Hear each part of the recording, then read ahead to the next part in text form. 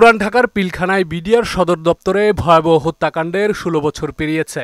শেখ হাসিনার সরকার দ্বিতীয় দফায় প্রথম মেয়াদে ক্ষমতা গ্রহণের ২ মাসের মধ্যেই ঘটে ভয়াবহ এ ট্র্যাজেডি, যেখানে ৫৭ সেনা সদস্য সহ মারা যান ৭৪ জন।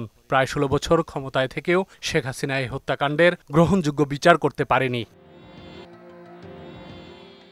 দিনটিকে জাতীয় শহীদ সেনা দিবস হিসেবে ঘোষণা করে অন্তর্বর্তী সরকার। বনানীতে সামরিক কবরস্থানে রাষ্ট্রপতি ও প্রধান উপদেষ্টার পক্ষ থেকে শ্রদ্ধা জানানো হয়। এছাড়াও শ্রদ্ধা জানান স্বরাষ্ট্র উপদেষ্টা ও ৩ বাহিনীর প্রধান। পুষ্পস্তবক অর্পণ শেষে দ্রুত তদন্ত এবং জড়িতদের বিচার দাবি করেন পরিবারের সদস্যরা। আমরা অবশ্যই সুষ্ঠু তদন্ত চেয়েছি।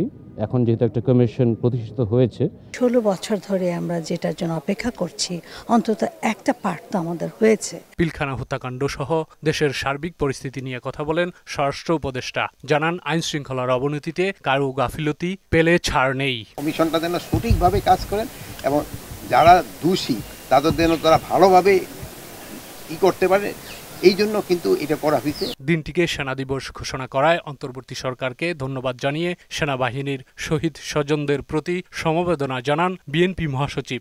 আমরা সরকারকে ধন্যবাদ জানাতে চাই যে সরকার অন্তত এটাকে শহীদ সেনা দিবস হিসাবে ঘোষণা করেছেন। বলেন দেশের নিরাপত্তা ব্যবস্থা নষ্ট করতেই এমন হত্যাযজ্ঞ চালিয়েছে আওয়ামী লীগ। সবচেয়ে দুর্ভাগ্যের বিষয়, তখন যারা রাষ্ট্র ক্ষমতায় ছিলেন হাসিনার নেতৃত্বে আওয়ামী লীগ, তারা অত্যন্ত পরিকল্পিতভাবে এই ঘটনাটির সঙ্গে যোগ সাজশ করে যথাসময়ে যথাযথ ব্যবস্থা গ্রহণ না করে তারা এই ঘটনাগুলো করতে দেন।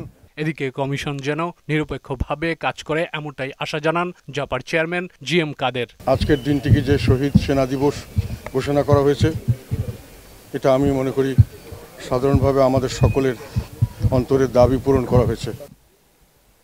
পিলখানা হত্যাকাণ্ডের আজ ১৬ বছর। এই দিনটিকে স্মরণীয় করে রাখতে অন্তর্বর্তীকালীন সরকার জাতীয় শহীদ সেনা দিবস হিসেবে ঘোষণা করা হয়েছে।